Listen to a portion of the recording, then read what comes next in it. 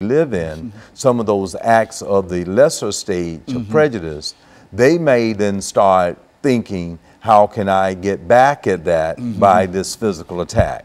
So, and then I guess my point is, it can go from one ethnic group to the next ethnic group, or I hate to use this word, Uncle Tom, sometimes you can find people within one ethnic group that the dominant group can get another person to act and behave and think and say things in a certain way. I guess you want to say they've been bought out, or they may have assimilated to a certain degree that they may not try to understand that particular ethnic group, although they belong to that ethnic group themselves.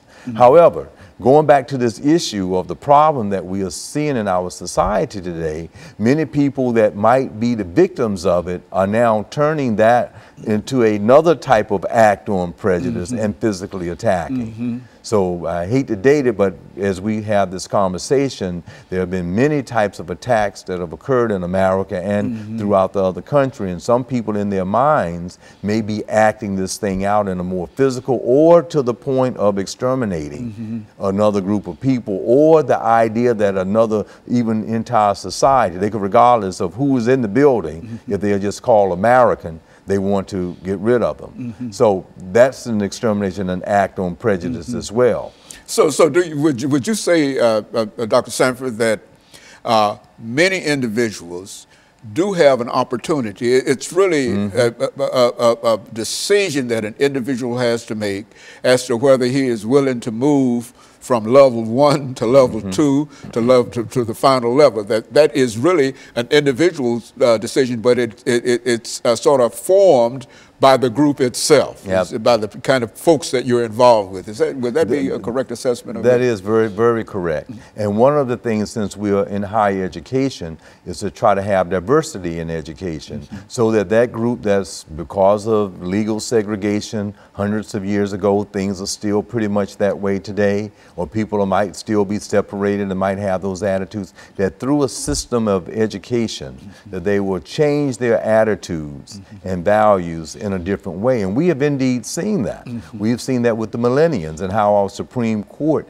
now allows this discrimination that was going toward gay brothers, lesbian sisters of being married. Now they changed that law because there was a change in people's attitudes that were born in the 80s and the 90s. And so the same thing with the civil rights movement, when there was an act of prejudice, of discrimination, as well as physical attack. With a social movement that went on and on, laws were changed. And now supposedly there are improvements to the point that we have a first African-American president, two-term president.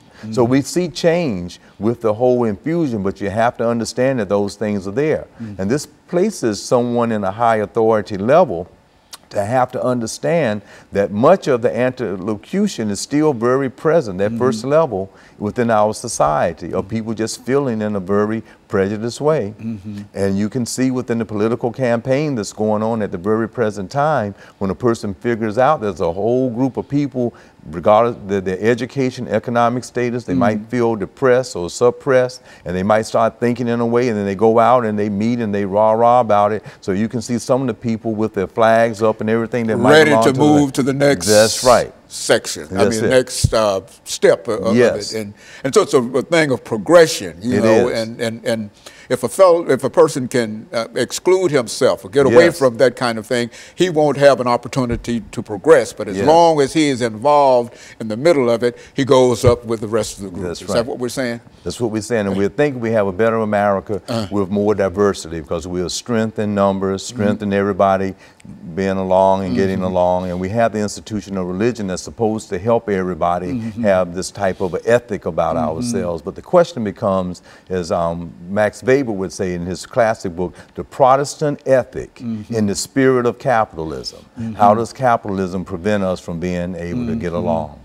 And so in a real sense, diversity is the most important element in terms of bringing people together, and more diversified a group is, then the less likely they are to be able to move from, they might move from level 1 to level 2, but if there's quite a bit of diversity, they're not going to go up to level 5. That's right. And intellectual diversity. You can live in another area, but intellectually you have to understand about the culture of other people, and then that would let you have a different level of respect suspect that you will not move into wanting to be discriminatory because intellectual. That's why we want in schools to have a diversified curriculum from kindergarten all the way through the 12th grade and through undergrad. So if you lived in an isolated area, you still have some intellectual awareness about diversity.